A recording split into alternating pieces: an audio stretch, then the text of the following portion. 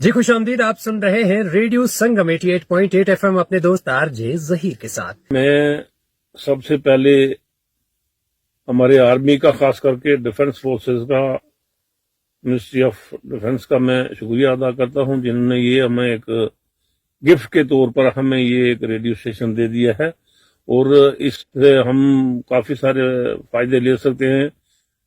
बहुत सारी चीजें जो हैं, हमारे जो गांव के देहाती लोग हैं जिनको नहीं पता चल सकता, वो यहाँ से आके कुछ ना कुछ सीख के जा सकते हैं। हमें कौन कौन सी फैसिलिटी जो गवर्नमेंट एडमिनिस्ट्रेशन दे रही है, कौन कौन सी चीजें हमें नई मिल रही हैं, कौन कौन सी पुरानी मिल रही हैं, और उसके बारे में हमें काफी सारा रोशनास किया जा सकता है इस माध्यम से। जी सर, आपसे आज मजीद गुफ्तगू करेंगे। आपका जो टेनवर रहा उसके हवाले से सबसे पहला मेरा सवाल आपसे रहने वाला है कि आपने सरपंच बनने का जो फैसला किया, इसके पीछे की क्या वजह थी और ये सफर कैसा रहा?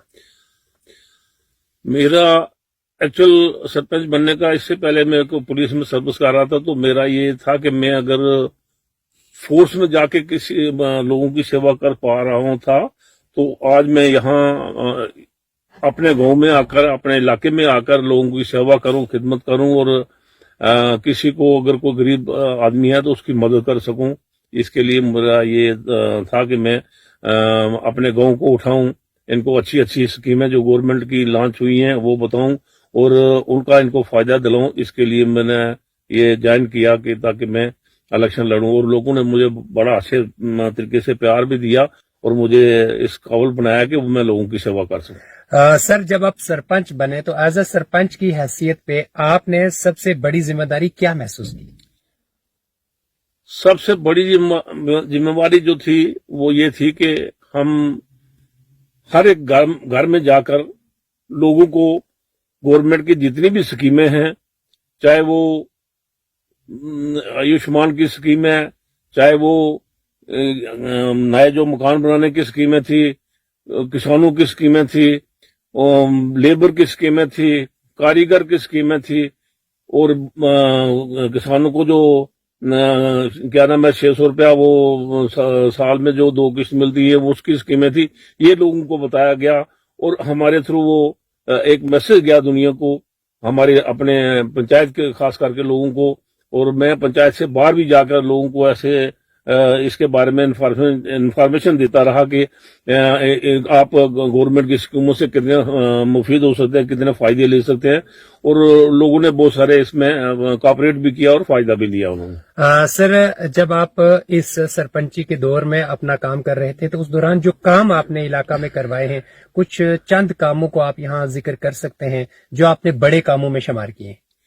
मैं अपनी तरफ से कोशिश की है कि जितना मेरे से काम हो सके मैंने उससे ज्यादा की कोशिश की है।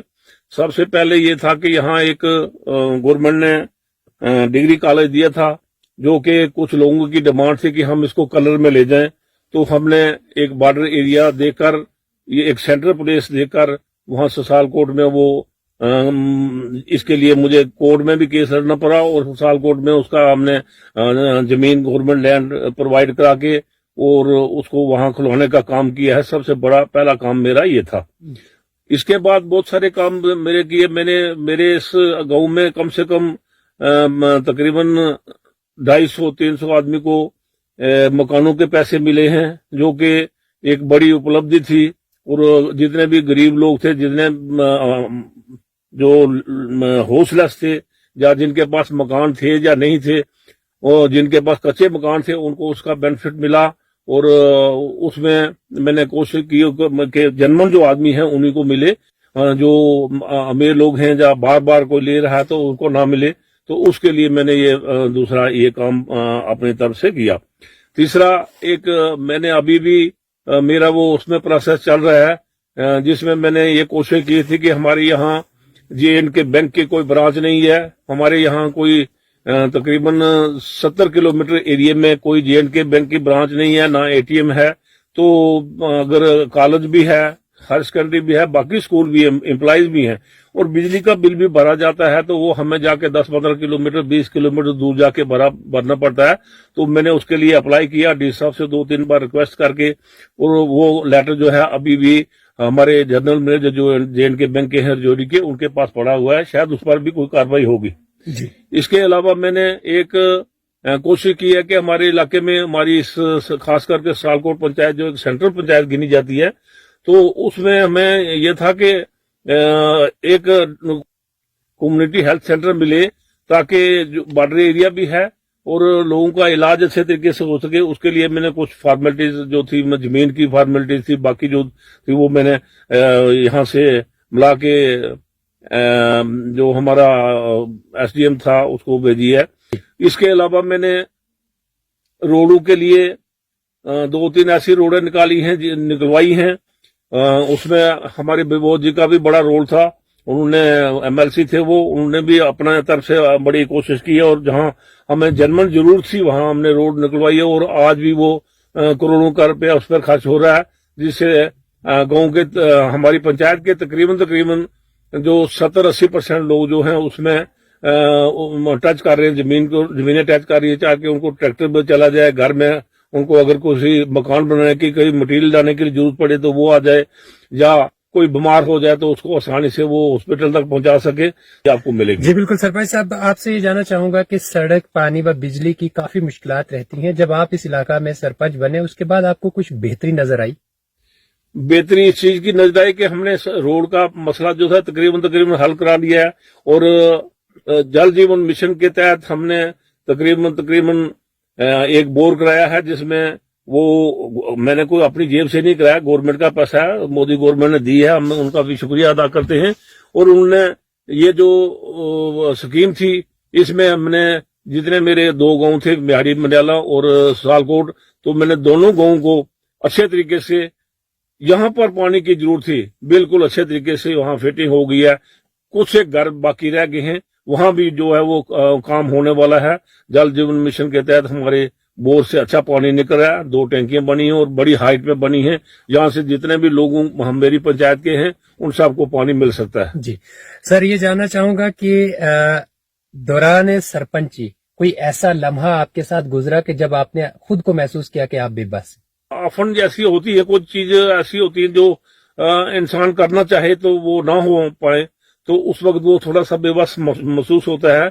लेकिन एडमिनिस्ट्रेशन की तरफ से या सेंट्रल गवर्नमेंट की तरफ से हम लोगों को जितने भी फंड्स अलॉट किए थे, हमने उनको ठीक तरह से यूटिलाइज किया है और उसका लोगों को फायदा भी मिला है। और मुझे लगता है कि उतनी ज्यादा कोई परेशानी, मुझे दिक्कत नहीं आई है, क्योंकि मैं जिस काम में मैंने हाथ डाला है, मुझे खास करके डी साहब के पास जाना पड़ा या और किसी अच्छे ओहदेदार के पास भी जाना पड़ा, तो मैंने वो काम वहां से लिया और करके दिखाया है। सर, ख्वातीन की शमूलियत के लिए आप क्या समझते हैं कि उनके लिए क्या बेहतर काम हुए होंगे और क्या जो अब आगे जो है वो हो सकते हैं? खवातीन के लिए जो इस वक्त भी कुछ स्कीमें चल रही हैं, उनको कटिंग टेलरिंग का सिलसिला हमारे यहाँ आर्मी की तरफ से भी दिया जा रहा है। और बाकी हमें ग्रुप इंश्योरेंस है, बहुत सारे ग्रुप्स बना के उनको काम की तरबियत दी जा रही है और उनको फायदा भी मिल सकता है। इसमें बहुत सारे लोन भी मिल सकते हैं और अपने काम खोलने के लिए उनको गवर्नमेंट इसको सब्सिडी देकर पैसा दे रही है, ताकि वो अपनी इंडस्ट्रीज वगैरह अपने कोई इस तरीके से कार्य करें, इस तरीके से काम करें, जिसमें से उनकी मिसाल लेकर उनको देखकर बाकी जितनी बहनें हैं, माएँ हैं, बेटियां हैं, वो भी इस चीज में शमूलियत करें और अपना फायदा देने का रोजगार भी अच्छा करें और अपना फायदा भी लें देने को। जी सर, आप क्या समझते हैं कि नए सरपंच को मुंतखब होने के लिए किस तरह की खूबियां उनके अंदर होनी चाहिए? मैं तो ये चाहता हूं कि सबसे पहले तो उनको एक सेवा का जज्बा होना चाहिए कि मैंने सिर्फ हुकूमत नहीं करनी है, मैंने लोगों की सेवा करनी है। तो उसमें बहुत सारे काम वो कर सकते हैं। जैसे अगर किसी लड़के की शादी हो तो उसमें गवर्नमेंट की तरफ से कुछ पैसा रखा गया है, वो दिला सकते हैं। और गरीब से गरीब फैमिली को मकान के पैसे दिला सकते हैं। बहुत सारी इतनी स्कीमें, वो गिनना मेरे लिए मुश्किल हो जाएगा थोड़ा, इतनी गवर्नमेंट की स्कीमें हैं आज करके, खास करके इस वक्त मोदी हुकूमत की इस एडमिनिस्ट्रेशन में इतनी स्कीमें हैं जिनका के गिनना भी मुश्किल हो जाता है। तो मैं सबसे पहले यही कि उनको ये जज्बा होना चाहिए कि मैंने लोगों की सेवा करनी है, खिदमत करनी है, देश की सेवा करनी है और अपना आप सबसे पीछे रखना है, सबसे पहले देश की सेवा करनी है, उसके बाद लोगों की सेवा करनी है, और तीसरे नंबर पर मैं खुद हूं ताकि मैं अपना भी रोजगार कर सकूं। लेकिन पहले जो है वो देश की, उसके बाद लोगों की सेवा, और फिर उसके बाद ये जी। और इस पॉडकास्ट को हम इख्तिताम की तरफ ले जाएंगे। आपसे आखिरी सवाल रहेगा कि आप अगर आने वाले वक्त में सरपंची इलेक्शन लड़ते हैं या सरपंच के लिए तैयार होते हैं तो आप किस तरह का मंशूर रखते हैं? लोगों को आप किस तरह बताना चाहेंगे कि आपके दिमाग में क्या कुछ है फ्यूचर के लिए जो आप बताना चाहेंगे? तो इसके लिए मेरा ये है कि अगर मैं पहले तो मैंने देखा यहाँ जितना भी इसमें सरपंच में काम होता है, लोग इंटरेस्ट नहीं होते हैं, कोई काम कराने के इंटरेस्ट में होता है, कोई नहीं होता है। तो मेरा ये रहेगा कि पहले तो लोगों का कॉपरेशन होना चाहिए सरपंच के साथ ठीक तरीके से, ताकि वो जितना काम चाहे, जितना काम वो जायज तरीके का हो वो चाहे और वो करा सके। तो उनका सबसे ज्यादा कॉपरेशन की जरूरत होती है। और उसके अलावा मंशूर इंसान का ये होना चाहिए कि हमारे जो पिछले लोग हैं, जो बैकवर्ड हैं, जो पीछे रह गए हैं, वो सोसाइटी के बराबर लाने के लिए उनको मौका दिया जाए, उनकी सेवा की जाए, उनको उठाया जाए, उनकी कोई स्कीमें उनके लिए ऐसी ऐसी बनाई जाए जो कि उनको यहाँ अपना रोजगार मिले। और यहाँ पर हमारे यहाँ इस पंचायत में खास करके इस एरिया ही एक फारफ्लंग एरिया भी है, बॉर्डर एरिया भी है, और इसमें यहाँ कोई ऐसा रोजगार का सिस्टम नहीं। यहाँ छोटी छोटी फैक्ट्रीज इस तरीके की होनी चाहिए जिससे कि लोगों का थोड़ा कारोबार बढ़े और अपने घर का, बाल बच्चों का वो सेवा भी कर सके, और बॉर्डर की ऊपर रहने की वजह से देश की भी सेवा कर सके, तो देश का भी उसमें योगदान रहे कुछ सीखने का, करने का, और अपना जो है वो पालन पोषण भी करें। तो ऐसा मेरा नजरिया है कि वैसे होना चाहिए कि लोगों को इस तरीके की स्कीम होनी चाहिए जिससे उनका रोजगार बढ़े, आमदन बढ़े, और उनका रहन सहन जो है अच्छा हो।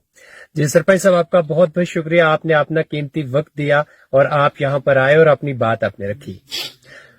जी बिल्कुल, हमारे साथ ससाल कोट के साबका सरपंच जिन्होंने अपनी बात वाजा रखी है, इन्होंने क्या काम अपनी पंचायत में किए और आने वाले वक्त में भी ये किस तरह का मंशूर रखते हैं, वो बात हमने आप तक पहुंचाई है। अपनी राय का इजहार जरूर कीजिएगा और हमारे social platform Facebook, Instagram, YouTube और एक्स पर भी जाकर आप फॉलो, सब्सक्राइब करके ये जानकारी हासिल कर सकते हैं।